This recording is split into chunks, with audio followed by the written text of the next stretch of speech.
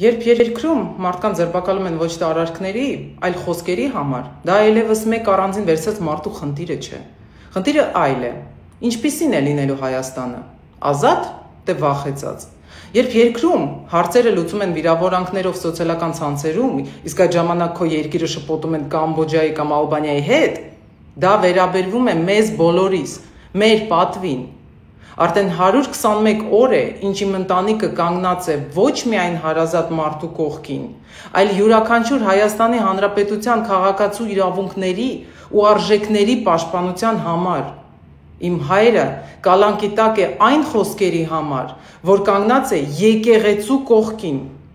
Մենք բոլորս կանգնած ենք և շարունակելու ենք կանգնել եկեղեցու կողքին ու պաշտպանել մեր արժեքները։